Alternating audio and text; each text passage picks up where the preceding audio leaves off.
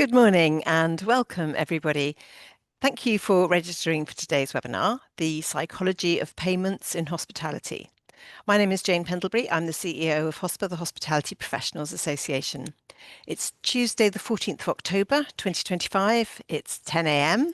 And today I'm at the Claremont Hotel in Victoria, London, where we're running some video interviews with all the shortlisted nominees for the Hospace Inspirational Leader Awards. If you haven't already booked your ticket for our conference on the 13th of November, please head to the Hospace website now or after the webinar, ideally. I'm delighted to open this webinar on behalf of Dave Wheatcroft, who is Senior Vice President, European Sales for Planet. He is joined today by his colleague Toby Cesare, who is Senior Vice President for Global Enterprise, also at Planet, and by Robert Kennedy, who is Managing Director of Revo Hospitality Group, and he's in Berlin today. We're due to be chatting for around 30 to 35 minutes with time for questions after that, so we should be finished by 10:45 a.m. Please do ask questions throughout. There's a Q&A option at the bottom of your screen, and if there's not enough time to answer all the queries, we will get back to you afterwards. The webinar is being recorded and we're happy to share a link afterwards, and it will be available on our website as usual later this week. But right now, I'm delighted to hand over to Dave, who is going to guide all of the conversation today. So over to you, Dave.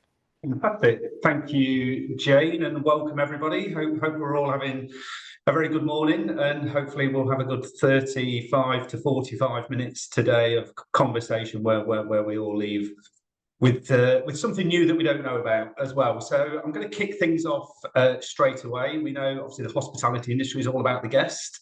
So I'm going to come to you first, Robert, if I can, with how do you see guest behaviour influencing the evolution of hotel payments? Many OTAs, the online travel agents, are now looking towards virtual credit cards. One of the challenges that we've had at the moment, particularly with different types of acquirers out there, different computer systems, trying to get all this into one way of working, is that, trying to get the right reports out of the OTAs and then booking those advanced deposits prior to the guest's arrival so that you don't have an unhappy guest when they check in. And this has been a challenge because really there's only one or two of the OTAs that really have a really constructive report for advanced deposits. So unhappy guest turns up, expects that the advanced deposit has been recorded. It hasn't. And this is because, OTAs are now going into the VCC business as well. Indeed, yeah, we certainly hear that a lot. And maybe Toby, do you kind of have a view from a Planet perspective on that? Yeah, I mean, in terms of guest behaviors and how that's influencing hotel technology and hotel payments, I think there's a few different things at play there potentially, right? And expectations from consumers generally as to how they interact with businesses has certainly changed over the last 5 years and will continue to change moving forwards. And I think people that have experiences of a particular industry then might take those expectations through to how they want to interact with hotels. There's obviously changes in preference today about how people want to pay, the actual instruments and the tools that they use. And I think the general level of kind of trust and security in the industry and in payments has changed considerably over the last 5 years. And so if you break that down a little bit on the kind of expectations around different channels that guests expect to use or consumers generally expect to use, it's definitely opening up new ways to interact with hotels. I think most people, hopefully most people joining the webinar would have seen a significant increase in things like digital check-in and mobile check-in solutions. Some studies out there would suggest 70 to 80% of people would prefer to go down that road or do go down that road when it's available to them, which is obviously a stark statistic versus what would have been the expectation probably 6-7 years ago in hospitality. And it's all about speed and convenience and expectations of a more of a mobile first journey. And the other thing we see, and this is true across all types of hotels. I think many people sort of wouldn't associate this with luxury hotels, but we do see implementations in luxury hotels as well of things like kiosks as a check-in experience. And, a lot of people will now want to go directly to a kiosk or not necessarily have to have an interaction with front desk staff just because of speed and convenience. And certainly in the business travel space, we see a lot of that as well. So I think just generally people's expectations of how they interact with a business is changing, and the hospitality industry, of course, has to adapt to that. And all of those things, whether it's a mobile check-in, a kiosk, that has an impact then on how hotels need to take payments. They need to be geared up for all those different channels, which, as we know in the hospitality space and how fragmented it can be, it can cause complexities when you've got different platforms at play and different channels that you might be taking payment through. And when it comes to the payment itself, you know, the industry was really developed around card payments largely. So, you know, the different technology systems that hotels would use, from PMS to CRSs, a lot of those have been designed to take credit card payment and reconcile credit card payments. You know, as we see in other industries, retail especially, but also some sort of digital first industries, the growth of e-wallets, digital wallets has been phenomenal over the last 5 years, or, you know, looking back even further than that. I think the hotel space has generally been a bit slower to react to that, or a bit behind on that, but we are seeing a massive uptake and increase in those types of payment methods, things like Alipay, WeChat Pay, of course, for Chinese visitors. So, you know, hotels need to react. They need to make sure they're offering those payment methods, but importantly, they then need to adapt to it as well, because, you know, it's not as straightforward as adding a new payment method. It needs to run fully through the system. So I think that's certainly having an impact on the hospitality space at the moment. I think it's set to do so, but generally, I think there's also opportunities for hotels as that happens, and as security or, you know, consumer trust in payment systems increases, especially in Europe, as you have seen fraud come out the system in a large part. And I think there's generally a better level of trust from consumers to lodge their cards, to then use and do repeat purchases. This does create opportunities for hotels as well. And there's a lot more you can do when you have a consumer's card on file and you want to create a guest experience that reduces the number of interactions that they might have with your staff. And, you know, there's a concept that we often talk about with hotels of turning your staff into hosts and not cashiers having to take payment, right? And that's a real thing that the industry is focused on at the moment, and we see that a lot in that luxury space. So yeah, I think there's lots at play, Dave, across different industries, and just in terms of guests' general expectations as to how they interact with businesses and their preferred ways to pay or currencies to pay in, which is driving a lot of change in the hospitality industry at the moment. No, Louise, can I pick up like a couple of points there, just to come back to a couple of points? One was obviously around technology. I mean, our group expanded dramatically since 2019, going from 30 hotels to over 260 hotels. We have 9 credit card acquirers. We have to consolidate those as we continue to grow. But more importantly, you know, you could have a check-in kiosk with one particular vendor, and that one uses a particular acquirer, use a different acquirer at the front desk. They don't talk to each other. The tokens don't talk. You don't get the pre-authorizations. You get a lot of complaints of that. So it's a two-way street at the moment. We've got to go towards that automation process, but equally we need to be more flexible on the acquiring side to make sure that different acquirers don't compete against each other, but actually work together to be able to make that guest service better. And secondly, you know, I accept, having come from the luxury brands as well, through to the limit service brand, I accept that we've been slow in the check-in kiosk, and I've had many general managers say to me, listen, Robert, you know, that personal service is still important.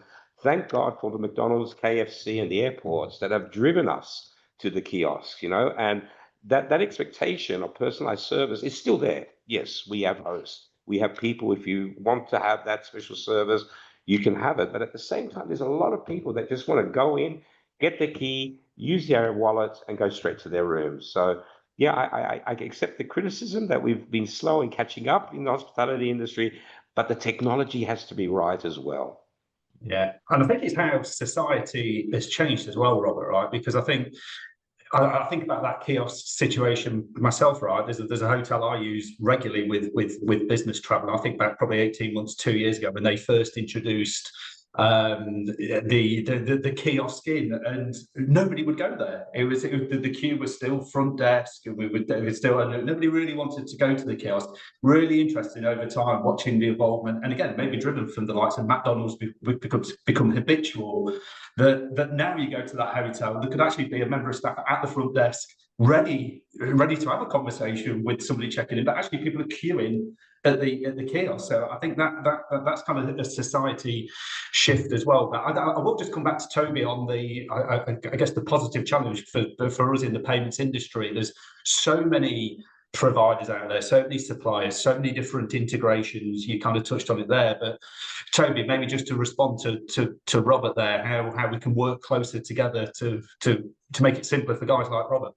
Yeah, I mean, Robert's business in Revo is a particularly unique one given the scale of that company, and as Robert mentioned, a number of acquisitions they might have done in recent years. And when you do that, you do inherit complexity. You inherit different systems that might have been put in place by one management group or mandated by a brand, and then you might have different payments partners on the back of that. So it's really important that you do take an early view on payments, and when it comes to payments, you need to elevate that within the organization and really take view of all the different stakeholders that might own a different part of that experience for the guest or a completely different channel for the guest, and really map out how you want that experience to look from the start. And a piece of advice is always shoot for the stars, because actually what you're looking to do, you can do, and you can achieve it. You just have to address it early on and engage the right partners. So something we really like to push, Dave, as at Planet, is the concept of any payment, any channel across any market, Planet will support you with, and that comes through doing really deep integrations into the hospitality ecosystem, whether that's PMS, it's booking engines, it's mobile check-in providers. That front end complexity is really what we're trying to solve for hotels. And Robert touched on acquirers.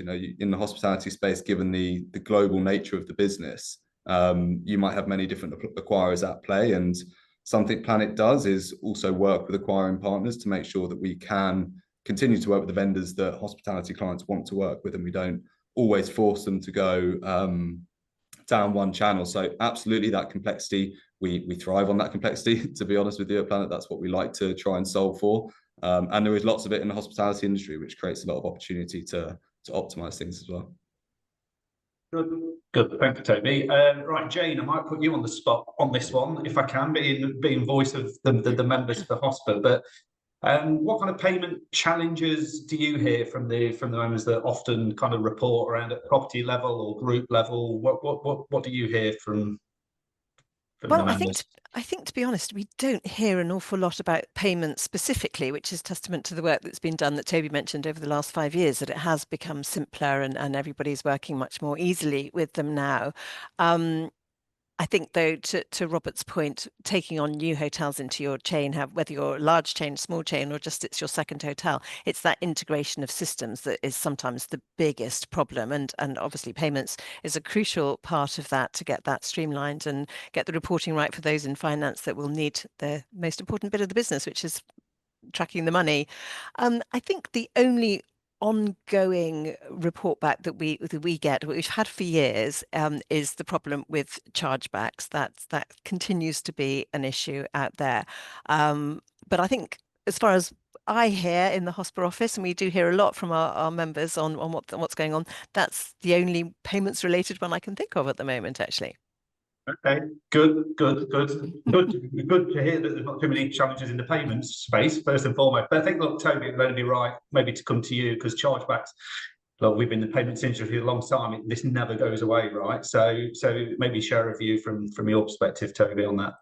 Yeah, I mean, they're always going to be around for as long as we have card payments and those schemes and mechanisms in place. It is still a challenge in the industry for sure. I think there's different ways that you can address chargebacks, and a lot of it comes down to processes that you adopt and then tools that you deploy in order to address those most effectively. One of the big reasons for chargebacks is still fraud in the industry. So there's obviously ways to try and reduce and manage fraud more effectively. So implementing the right fraud tools at the front end for hotels that take payments directly on their own branded websites is, of course, work that you should do rightly to ensure you've got the right fraud screening in place or the right authentication measures in place on your website. So that is a way to help reduce chargebacks to start with, by taking fraud out of the system. I think as you then sort of come on to the property experience itself, and the reasons why you might get chargebacks once someone's actually stayed at the property, disputing amounts that have been charged to their card, or not turning up and then having a charge on their card. There's certain ways that you can address that through implementing different payment flows and processes. Something that's been in the hospitality industry for a long time is the concept of using Moto transactions. And, quite often, particularly following the implementation of PSD2 and probably the tighter actual implementation of issuing banks to PSD2, you do see a lot of Moto transactions still in the system, which of course are liable to, or are likely to have the liability shift back to the merchant if there's a chargeback raised. So Moto doesn't give you that same protection as you would do if you implemented a proper pre-authorization at check-in, and capturing the right authentication values to then be used later on, which gives you much more protection against chargeback. So Dave, I think it's kind of they will always be around, of course. There are ways to try and reduce those upfront with the right kind of fraud tools and making sure that you're capturing the right authentication values for a online experience. But importantly, once you get to check-in, making sure that you're using the right payment flows and tagging payments in the right way, which is definitely something payments partners like Planet can help out with. To my point earlier, it's about mapping out what you want that experience to look like and then optimizing that, working with trusted partners. Doing it by yourself is difficult, and staying up to date on regulations and what's impacting the industry is very difficult to do. So you absolutely should lean into a partner wherever you can.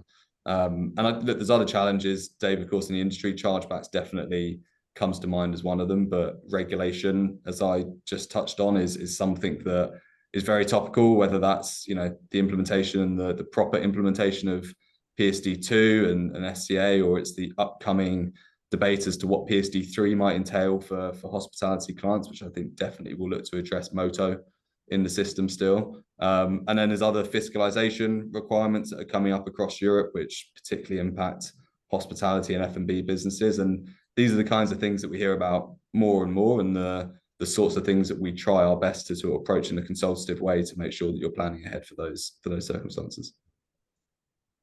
Great. Thanks, Toby.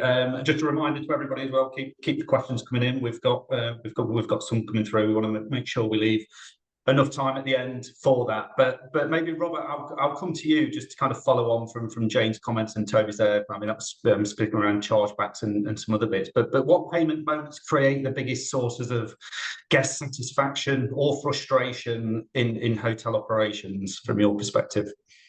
I think the challenge will be, and it'll be quite interesting to see the statistics, is that, in the old days when we took an advance deposit by credit card, the guests would check in and then we take a card holder present, sort of take every pre-auth that Toby has mentioned. At the end of the day, that's not going to be possible if we use check-in kiosks. So it'll be interesting to see the fraud levels that come through, because that same credit card that you took the advance deposit through could potentially be used all the way through the guest's stay.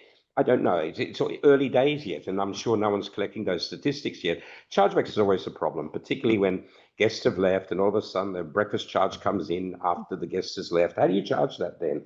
So there's going to be some challenges there going forward. But to be honest, the hospitality industry is quite good at deciding on how to handle those type of situations. And yeah, I mean, it's happened, I suppose, from day one. I mean, people try to take advantage of the systems that are in place. I think that at the end of the day, for me, as I said, these VCCs are the latest challenge for us. How do we really tackle them? How do we make sure that we're dealing with the right person? There's no identity behind it because the OTAs provide their own VCC numbers. So it's going to be challenging, but I see this is going to be the future trend. How do we actually get that charge after the guest has departed when we don't have the credit card there? And then that's where the real pushback comes. Cardholder not present, because you can't prove that the cardholder was there. So it'd be interesting to see how the industry tackles that. Yeah, always a challenge. I know Toby touched on. I'll come to Toby shortly, but always a challenge with kind of compliance and regulations, trying to combine that into that kind of streamlined guest experience. There's always that kind of conflict that can happen between those two scenarios. But Toby, just again, look, OTAs, VCC is something that comes up in our world regularly, right? So how would you respond to kind of Robert on that?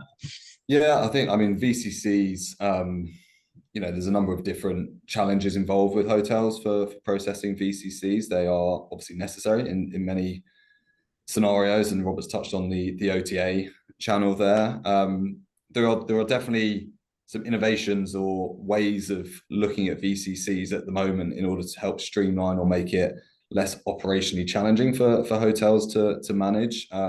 Some of that comes down to more automation around processing VCCs and concepts of centralizing some of those flows so that it's not just a burden on the individual hotel or property themselves, because there's a cost involved in terms of transactional costs, but there's also a cost of managing those flows for a hotel, which can become quite complicated. So we're definitely seeing some new models and new ways of working in that space, and some ideas around how that could work more efficiently for hotels moving forwards. And yeah, I think the other thing, the OTA is just one channel, so that is a channel that you have to manage. There's the direct online channel for many hotels, particularly luxury hotels that manage their own, or generally have good management structures across all of their properties and mandate the same technology, and that presents other challenges. It relates to payments in terms of how you initially take the payment online, or if you don't take the payment, what do you do with the card information that's been used to secure the booking, and what do you do with it at that point to make it usable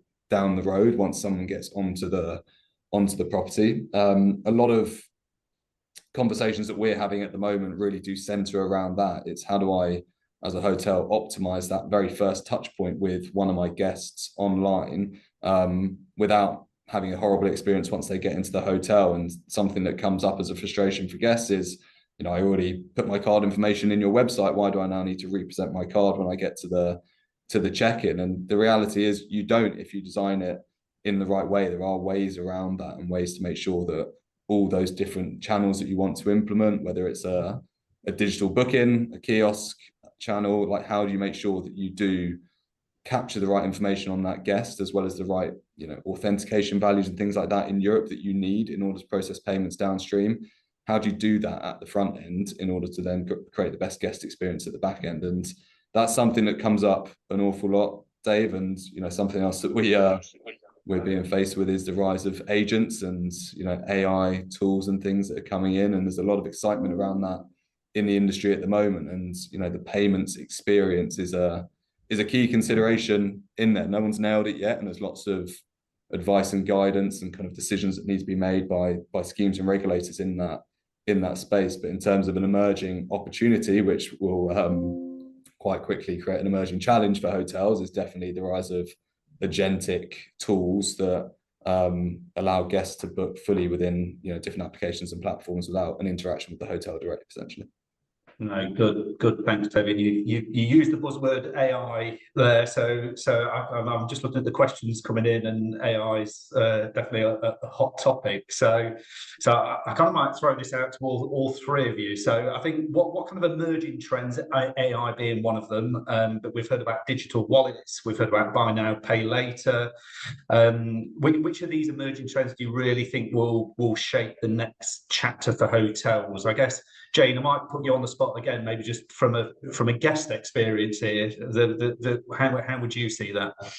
From of AI for the guest. Where I see AI coming to the fore is in the back office, absolutely, doing the processes, the boring bits and pieces that are going on. So robotic process automation is really where it's taking off at the moment. I think where it touches the guest most probably is through the chatbots and those automated telephone responses. I think that's where the guest is seeing that at the moment. But it goes back to everything that I always say. And when you were talking about kiosks earlier, I thought the same. So long as the guest has choice with how they interact, then you're fine. You will always get the old school people who don't want to interact so much with the technology, and you'll get those that are desperate to. And as you pointed out, at the hotel that you go to regularly, it possibly depends on your frame of mind as well. Maybe you're traveling with somebody different and you might want to talk to that person at reception. Another time you might just be so fed up with the travel that you've just completed and want to get to your room, and you don't care. So I think AI, there's no stopping it. It's everywhere you look at the moment. Everyone's talking about it. But I think at this stage of its progress, choice is still key, and we've got to keep that guest journey in mind.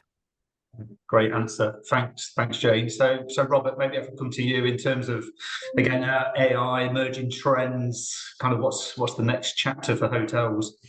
I tend to agree with Jane. I mean, it's going to come down to how we process the information that we get on guest history. Obviously AI will help give that guest experience a better positive vibe if you come in and you know every time that particular guest wants a certain type of room type or particular specific type of requirements in the rooms, and it's already there. That's going to obviously enhance the guest experience, and people already do that manually. How can we automate that process? Or look at expanding revenue streams. Okay, you came here, well, let's invite you or look at other things that may be out there. If you come for a concert one day, before the guest arrives, a pre-arrival, suggest to the guest, oh, there's a certain concert in-house. We don't capture all that information, obviously, through yielding. We know the big concerts that may be in our cities. But at the end of the day, there's a lot out there. You know, maybe AI for a specific jazz concert, maybe something someone's interested in. So I think that's where the guest will see the experience of AI really coming through. Good.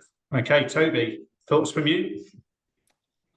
I mean, I'm very excited about the concept of how AI is adopted across different industries, but hospitality, payments, you know, sort of Jane mentioned backend. There's obviously AI has been used for a long time in payments in terms of how you can get the best results for different businesses by the way you flag and process payments. So it's definitely already embedded in some industries. The bit that I am particularly excited about, both as a user and also with a natural interest in payments and hospitality, is how you can use those kind of open source applications and platforms to really build concierge-like services for hotels, right? And I think we're some way off that being a reality at the moment. Obviously, at Planet, we operate payments systems, so we have good understanding of how payments might eventually integrate into those kind of true agentic flows. We also manage a PMS business at Planet, and again, there's obviously an interaction that needs to take place with the PMS and, you know, your stocks and different information that you hold on guests into those platforms. So that for me is really exciting, is about how those different channels are coming together at the moment. So yeah, I completely agree with Jane and Rob. It's definitely about how can you use it today to optimize some of those different things that you're already looking to do, or create more choice or new experiences for your guests. But the bit that I'm really excited about is to see how we truly get into that kind of agentic space where you can fully interact, whether it's a closed loop system within a particular hotel brand or something more open source, how you can interact with that and effectively have a personal assistant style, you know, platform that's booking your travel for you across different experiences, hotels or other services. Yeah, no, good, Toby. I'm just reading one of the questions come in, so I might just stick with you, Toby, around kind of cost optimization here as well. And I think this is where AI potentially comes in, around kind of the cost in payments in general, right? Is there's a lot of considerations, as we will know, in the industry, but how can people and customers out there kind of really optimize cost when there's so many considerations on all things payments that's inside of our control and not, right? Yeah, no, I mean, some of it, like you say, is within the control of your gateways and acquirers. Some of that absolutely sits downstream of companies like Planet with the schemes and the issuers in the system. You know, I think from a cost standpoint, there are certain things you absolutely can do quite quickly to try and improve that. Something we touched on earlier as it relates to fraud and chargeback liabilities is moto transactions, and those are expensive transactions generally, and there are ways to design around those. And, you know, there's becoming more of a need to design around some of those flows, Dave. So I think absolutely by, you know, working closely with a partner and understanding where you can optimize cost. The easy thing to do, and I would say this, is to try and negotiate the fees that you pay to an acquirer. But in reality, if you think sensibly about it, there's a lot more you can do to optimize the end-to-end costs of taking payment. So I think there's definitely scope there.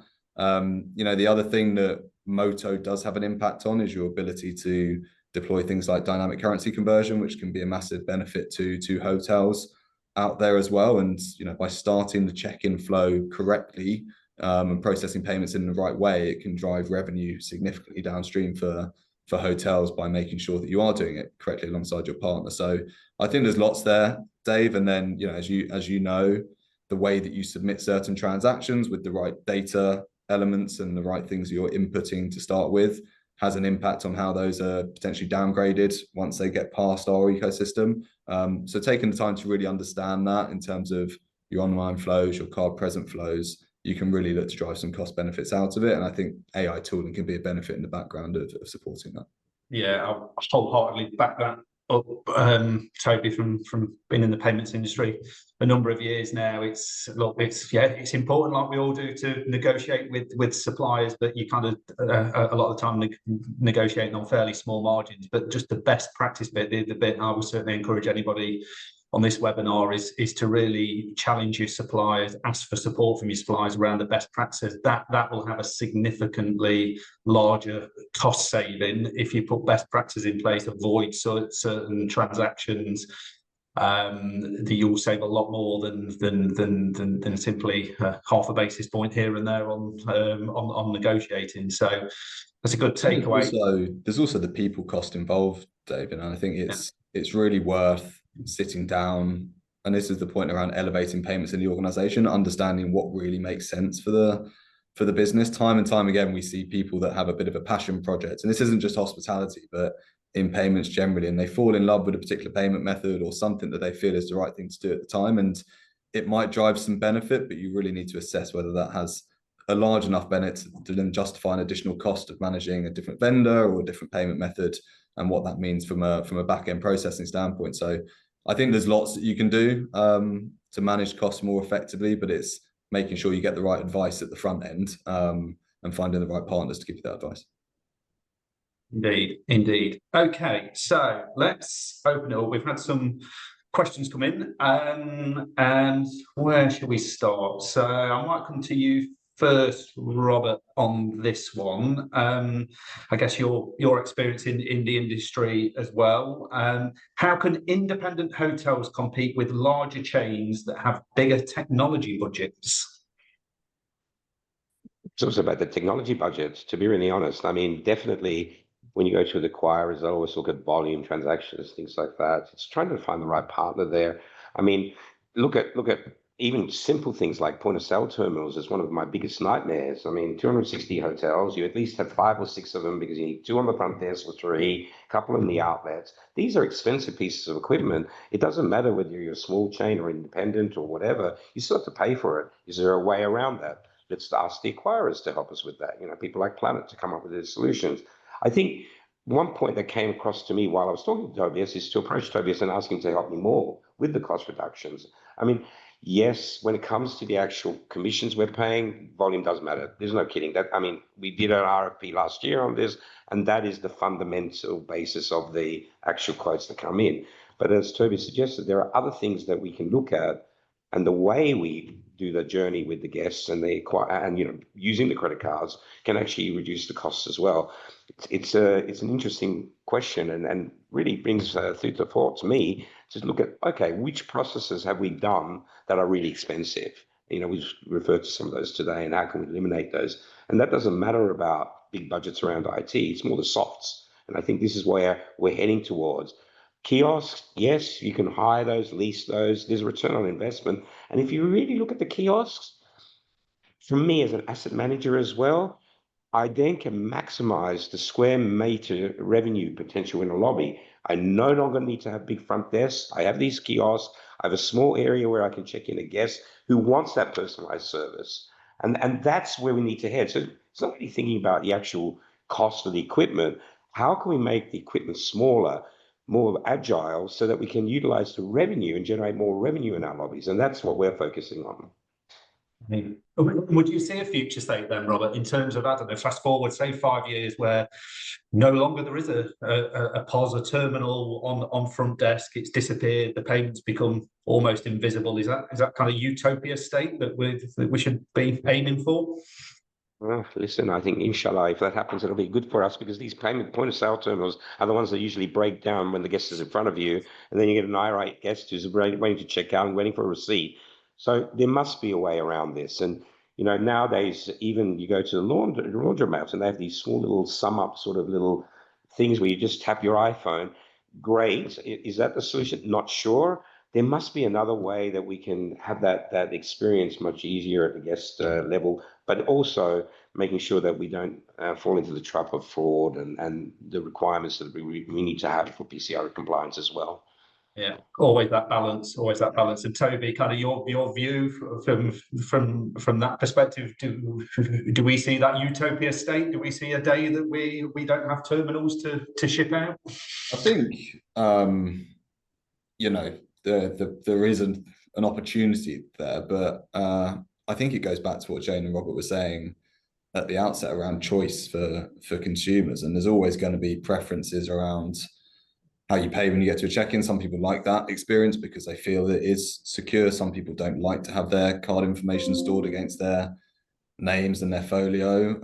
There are so many different channels into hospitality. So while you might be able to solve that and have that kind of utopian state for one particular channel, it might be then difficult to implement that for another one. And some of the ones that we've mentioned that have come in. So yes, I definitely see a world where that is possible. And we've implemented some things with private members clubs and different hotels where you effectively don't even need an instrument to walk in and pay, and it's something that is recognized on the guest level. So I absolutely think there are ways to do it. Do I think you'll never, or do I think you'll get away with not having a payment in a terminal in the hotel? I think you'd find yourself in very awkward situations quite quickly if you didn't have something to use across F&B or even front desk, and a lowly traveller that turns up in the middle of the night looking for a hotel room. There might be some way that you need to take payment from them in that mechanism, right? So yes, there's definitely ways to get there. And if you wanted to build particular flows like that today, I genuinely think there's a way to do it. Do I think there will be no terminals in hotels in the next 5 years? I think that's quite unlikely. Okay. Toby, don't just challenging that a little bit. I mean, at the end of the day, here in Germany, and I'm in Berlin, I mean, I see more and more merchants not taking cash anymore. You have to use a credit card for payments. They refuse to take for security reasons, whatever. But you know that means that your world is growing, and somehow we need to be able to sort of be able to also take some advantage of that. And it's not always looking at obviously the cost, as I suggested. You know, opening up space gives you more revenue generating opportunities, new loyalty programs, online gift certificates. There's other things that are coming into the space that doesn't take the money. It just needs the right partner. Yep. There may be an action for us, Jane, that 5 years' time we bring this recording back and see, actually, let's see how things have evolved. See if we've addressed Robert's healthy challenge there for us. Yes, I think about that a lot, especially because we really started our series of webinars during the pandemic, and it is quite amusing amusing or upsetting, I don't know, depends on my frame of mind when I'm looking back, but it's interesting looking back what we were saying during the depths of the pandemic. I bet, yeah. Although what I would say on that is if there's ambition out there in the industry, it does take a number of parties to come together to make it a reality. And that's not just hotel and payments company, it's hotel, technology vendors, PMS, booking engines, and payments companies. So, you know, it's really on the industry to try and drive that with the right people and associations that come together to make it happen. So I'll caveat my answer slightly that we need some help if we're going to make it a reality, if you ask me in 5 years' time. Yeah. All feedback. We'll have to lobby right? For you. Jane, we'll have to lobby for you then, right?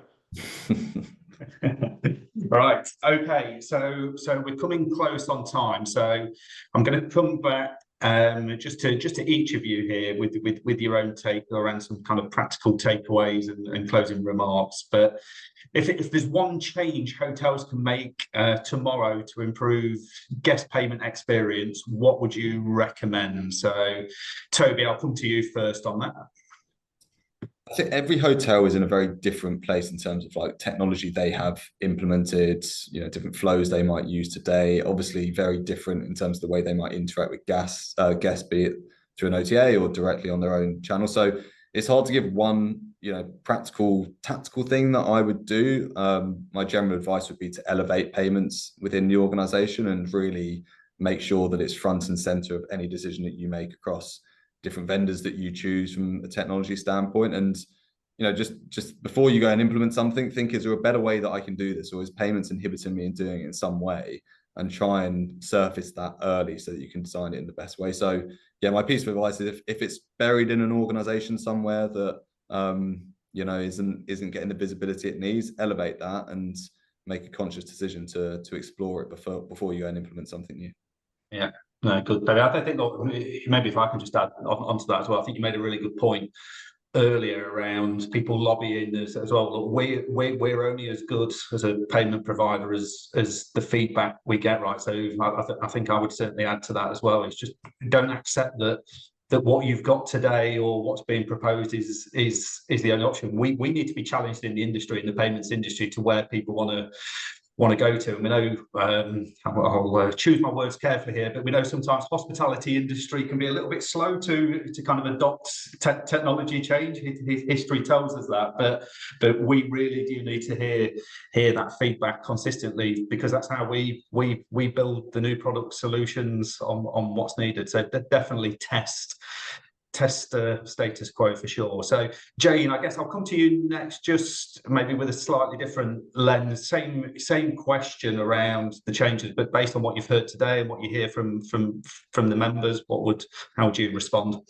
And yes, from my own experience as well of checking in and out of hotels, I think from the guest perspective, the last thing they want to do when they arrive or depart is stand in a queue at reception, and anything that can be done to alleviate that. So whether it is an automated checkout or just confirmation that you chuck your key back at the concierge in the morning and leave, and not having to go through any process, and being sure that the hotel then will follow up with a copy of the invoice and receipt. I think that sometimes is just a really easy, quick win, just to avoid as much queuing as possible by automating it. For those who want it automated, again, choice. But yeah, use every opportunity you have to minimize queuing at your front desk. Yeah, thanks, Jane. And then Robert, look, from somebody representing a group that's grown significantly recently and continues to grow, what would your response be to kind of that one big change that would make a big difference based on your experience? I think that, like Jane said, the guest experience, handling that check-in, check-out process in the right way with the opportunity to have that guest experience is important. But we've always been talking about costs here. I think that, working with Tobias and your teams, we've explored other avenues, the revenue avenues. So let's just look at credit cards and acquirers being just cost for our P&Ls. Look at your loyalty programs, look at your virtual wallets, look at the way that we can do gift certificates. It's automation, and this will lead into two different areas, which is for the guests being able to buy that gift certificate to give to a honeymoon partner or anniversary online, and being able to use that quickly and use that as both a revenue point but also a guest experience point. Same with loyalty programs, rather than always using we don't want to compete against the brands and their point systems, but what about coming with a program where you get 10 cents back in a dollar? And then you can use that anywhere within the group, which is something we're looking at with you. So I think that that's where the guest experience is heading towards, is giving different offers and using revenue generating areas for us, but ease of use for the guests. Perfect. Okay, so I think, look, we're coming up close to time. So thank you for everybody that submitted questions. We did get to some of those, not quite all, but there's a handful on there that we can respond to separately. Before I hand back to Jane, just thank you, Robert, for joining us. Thank you, Toby. Thank you for everybody that's dialed in. Again, hopefully you found this insightful and taken something away from it. But Jane, I'll hand back to you. Brilliant. Thank you so much, Dave. That was great. And thank you to Toby and Robert for sharing your expertise, experiences and opinions. I think that was really interesting. As always, I'll say to our listeners, if you need any formal advice, then please do approach your professional advisors or come to me at HOSPA for a referral. And please do let me know if you would like to be introduced directly to either Dave, Toby or Robert, and I can facilitate that if you don't already know them. The other thing I'd like to say is please take a quick look at hospa.org for other upcoming events. We've got a number of events coming up, including our Great Green Balloon Debate, which will take place on Thursday this week at the Melia White House in London. There's still space in the room should you wish to broaden your ESG knowledge from our knowledgeable professionals speaking there. And then, of course, HOSPACE, our annual conference. Please secure your delegate ticket as soon as you can so that you're able to join us on the 13th of November at the Royal Lancaster London. Planet will be there with us both during the day and in the evening as well for the gala dinner. So we're always grateful for your support. So thank you very much to the team at Planet. On the website, you can find recordings of all of our webinars and masterclasses, and they're also on our YouTube account. And today's webinar should be uploaded within the next few days. And with any unanswered questions, we'll get back to you on those as soon as we can. But thank you all very much. Thank you for listening. Thanks again, everyone. And I look forward to seeing you all again soon. Thank you. Bye-bye.